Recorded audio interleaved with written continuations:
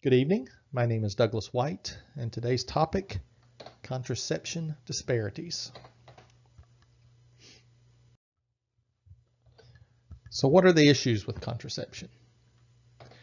There's several public health concerns. There's unplanned pregnancies, life changes that females undergo, as well as how to determine what is the best contraception method for the individual. Keep in mind, minority groups tend to be at a higher risk of experiencing unplanned pregnancies, and unplanned pregnancies tend to have a significant life-altering effect on the woman and the child.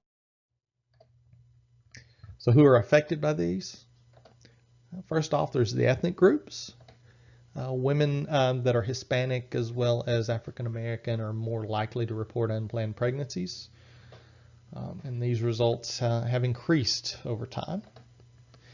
Reasoning for that, there's a lot of distrust among minorities, and that it kind of is related to some historical control issues.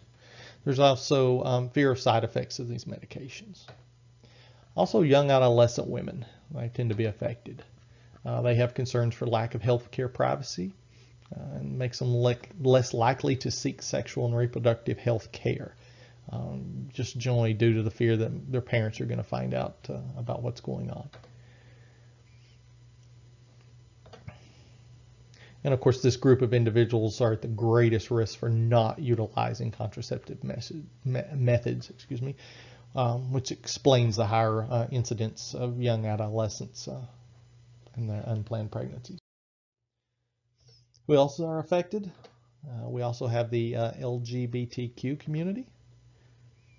And there's been very few studies that actually look at this issue. Transgender patients have often reported feeling ignored by the provider when they try to ask about contraceptive methods. And of course, this always will result in a barrier between the patient and the provider. We also have individuals with intellectual disabilities.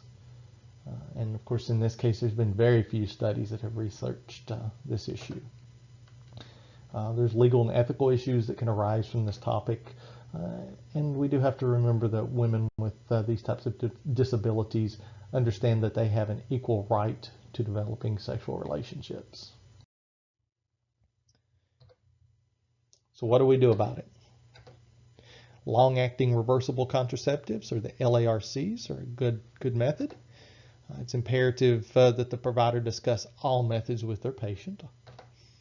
A great option for women that want to avoid pregnancy for several years, of course, is the LARC. And some of these, of course, you can see there, the IUD, the implants, vaginal ring, short forms of contraception. Some solutions. Providers need to consider the LARCs as a first-line treatment. And it is imperative that women have enough information to make an informed decision.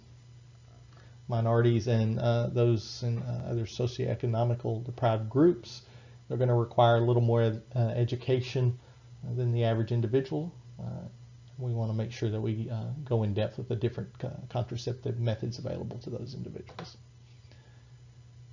And we also need to take into account the patient's ability to read.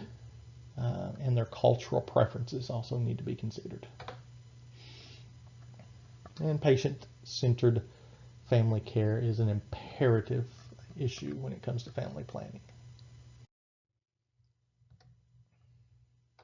Some other solutions in order to lessen the health disparities of contraceptive management, the providers must address the current clinical care and make any appropriate changes. Provide education, pamphlets. Just have to understand all the different these individuals. So in conclusion, providers have a duty to encourage women to explore their preferences and pregnancy goals, and to help the woman avoid pregnancy by educating them on contraceptive methods that will best maintain their goal. We also definitely want to make sure that there's enough research going on out there so that we can make informed decisions. Thank you, everyone. Have a good evening.